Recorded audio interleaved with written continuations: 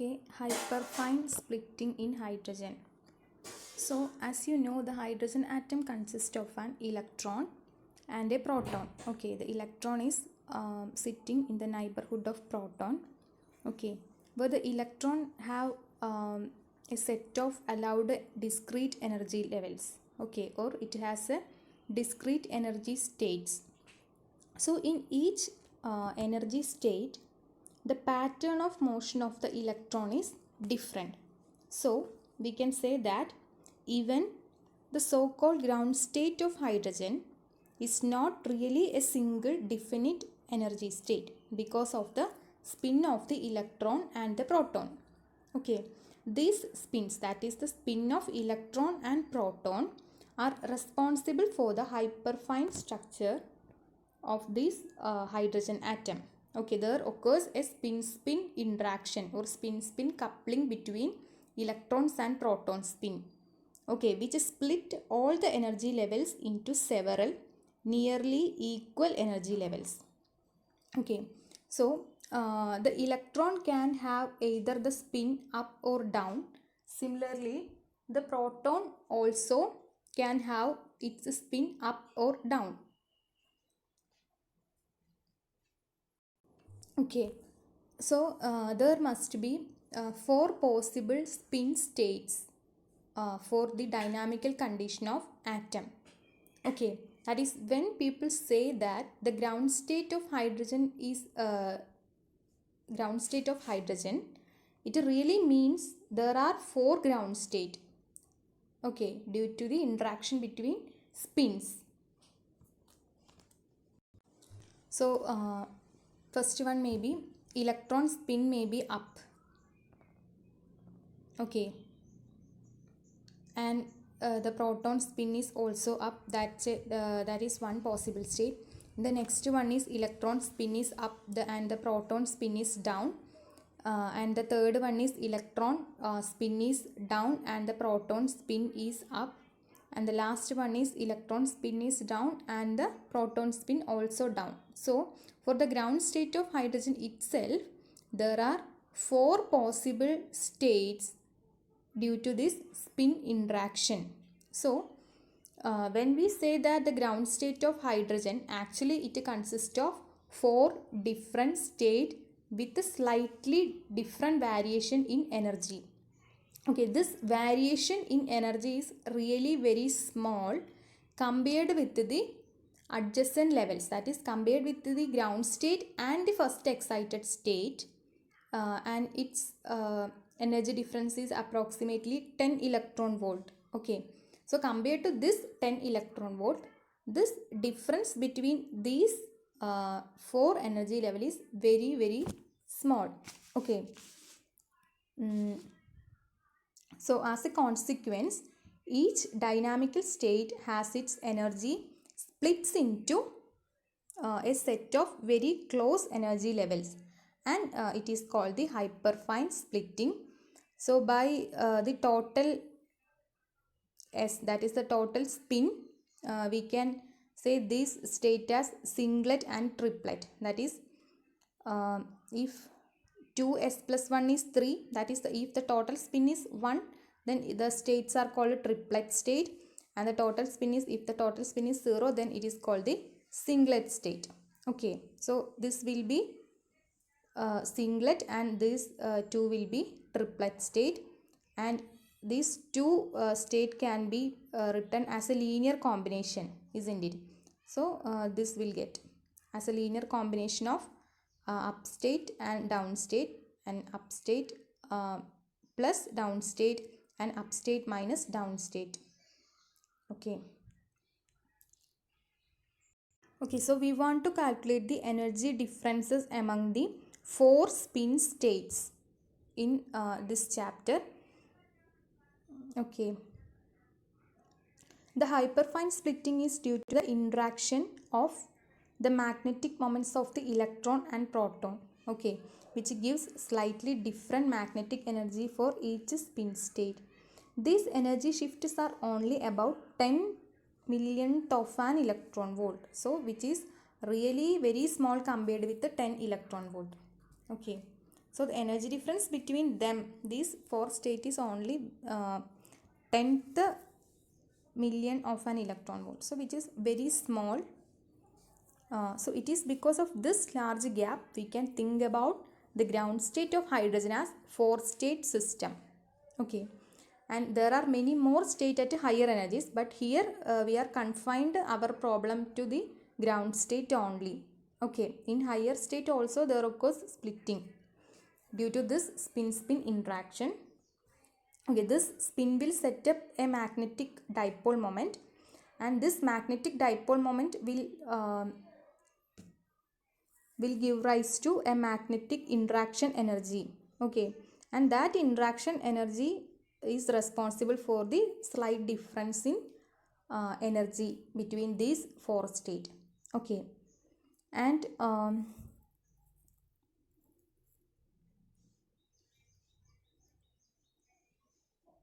so we said that there is four state.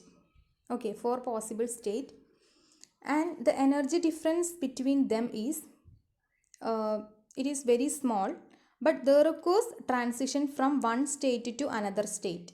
Okay, so in here the highest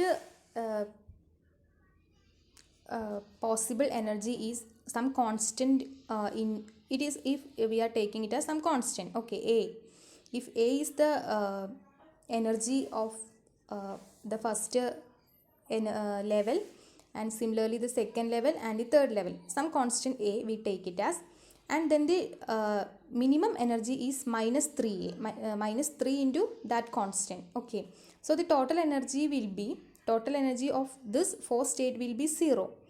Okay, if there occurs a transition from this first state to this state, so this energy is minus 3a and this is a. So what happens? A radiation emits. Okay, as a result of this transition, and the wavelength of that radiation is 21 centimeter. Okay, that is the famous 21 centimeter line of hydrogen. Okay, the wavelength of 1420 megacycle spectral line between this hyperfine state. So when there occurs a transition, what happened? A radiation is emitted by this hydrogen gas. Okay, so this wavelength is falling not in the optical region. This is not falling in the optical region. This is falling in the microwave region. Okay, it is very small energy. So the 21 centimeter line, it is a microwave quantum. So we can say that if we shine a microwave radiation on a hydrogen gas, what happened? We get an absorption spectrum, because the hydrogen gas absorbs this microwave and it is goes to the higher state. That is, there are four levels, and if it is in the lower state, then it will absorb this microwave and go to the higher state. So we get a absorption spectrum.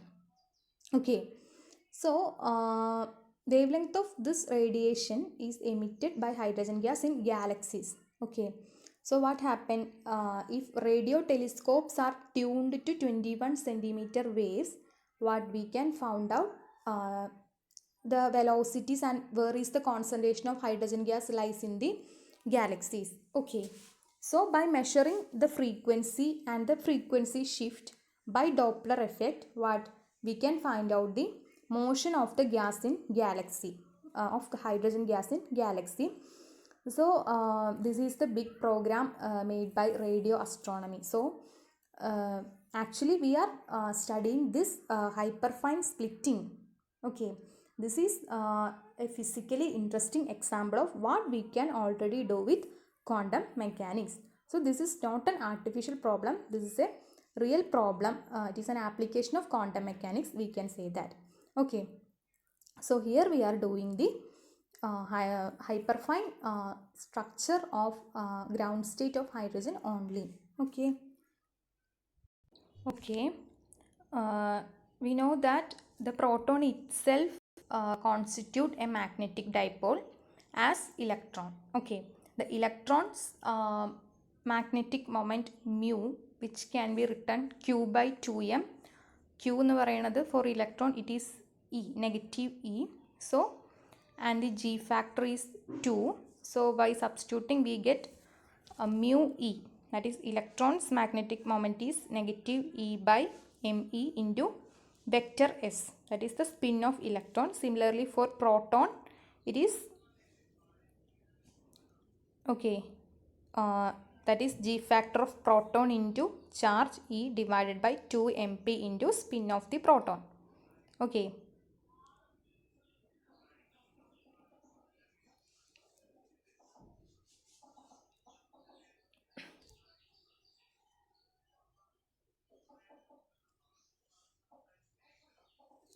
Okay, the magnetic field of a perfect dipole. Okay, we already said that the electron and proton has magnetic dipole.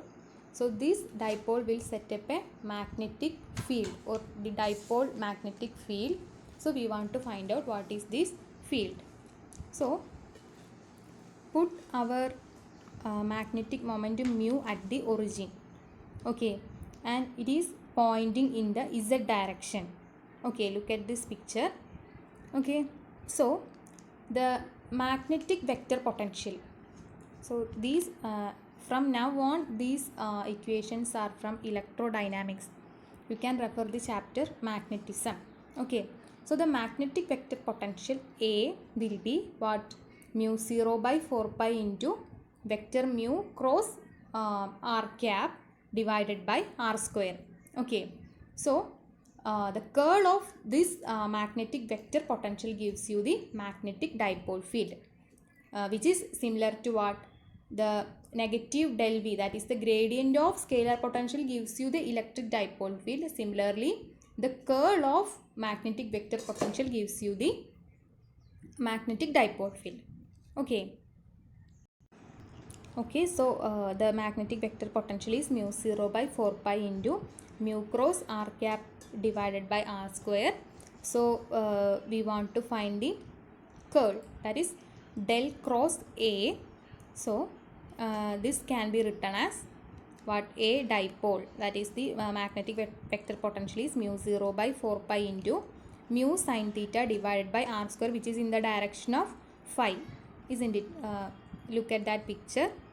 So the dipole field, that is the del cross A, is equal to del cross A, that is del cross A is equal to what?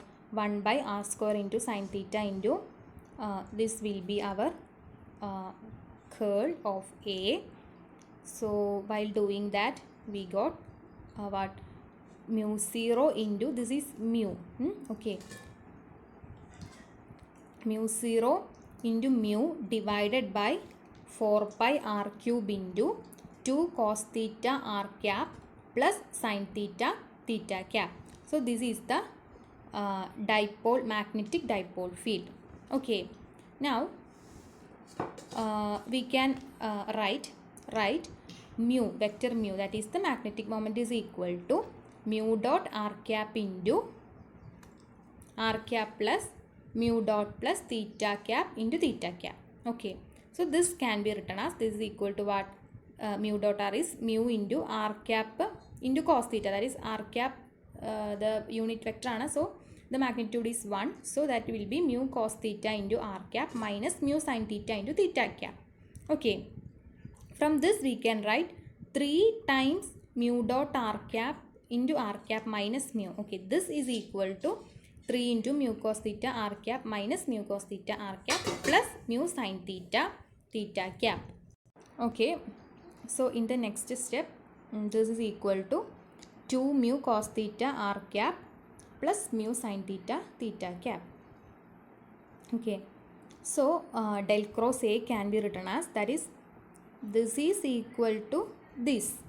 Okay, then substituting 2, we can substitute in this place as 3 into mu dot r into r cap minus mu. So our del cross A will become, so we can substitute for this term, isn't it? Okay, this and this are equal. So del cross A is equal to mu 0 by 4 pi into 1 by r cube into 3 into mu dot r into r cap minus mu. Okay, we can write our del cross A, that is B. Okay, magnetic dipole field as this. So in the text there is an extra term with the delta. So we want to find the extra term. What is that extra term? Okay, the average magnetic field over a spherical volume of radius capital R due to an arbitrary configuration of steady current within the sphere is given by B average is equal to mu 0 by 4 pi into 2 mu by r cube. Okay, where mu is equal to 1 by 2 into integral s cross j into d tau. So I am not writing this derivation. These are all in the chapter magnetism. Okay, so in order to compatible with this theorem, we want to find an extra term. Okay, so we treat the ideal dipole as the point limit of a uniformly magnetized sphere of radius A. Okay, magnetization M and dipole moment. We'll get mu is equal to 4 by 3 pi a cube into vector M. Okay, this will be our figure. Okay, so here we treated the dipole as a point limit of a uniformly magnetized, this is a uniformly magnetized sphere here. Okay, so mu is equal to 4 by 3 into pi a cube into vector M, which is the magnetization. So outside the field outside will be B out. Okay, so that from this figure we can write, okay, the field outside will be B out is equal to, okay, field outside will be mu 0 by 4 pi into 1 by r cube into 3 into, here is a mu, okay, 3 into mu dot r cap into r minus vector mu when r is greater than a, that is the point we are selecting is outside the sphere. Okay, now the field inside will be uniform. Okay, the field inside will be uniform, which is the average field. Okay, that is the mu 0 by 4 pi into 2 by 1 by r cube. So here r is what? A. Okay, we are selecting inside the sphere. Okay, that is small r is less than a. So in this place of capital R we will write small a. So that is mu 0 by 2 pi into mu by a cube. Okay, so we already told that we are doing it for a perfect dipole. So for perfect dipole, A tends to 0 or A is equal to 0. That is an ideal dipole or perfect dipole. So A equal to 0, the ideal dipole limit, what happened? It shrinks to, inside the sphere goes to a delta function. Okay, A tends to 0, the ideal dipole limit shrinks to 0, but the field will become infinity. The field A is equal to 0, but the field will become 1 by 0, that is the infinity. Okay, but the product remains constant. So that is integral over B in d tau, that is the field inside is integrating over the volume element 4 by 3 pi a cube. Okay, so we will get what it is, 2 by 3 into mu 0 into vector m, vector mu. Okay, this is the equation, put it as equation number 9.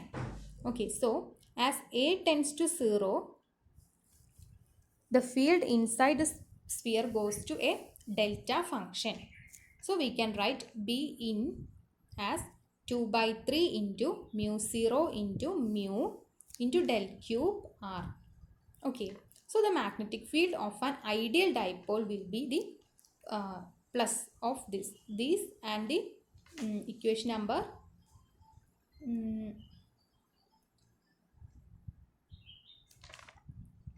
equation number 4 plus equation number 9 will give you the magnetic field of an ideal dipole.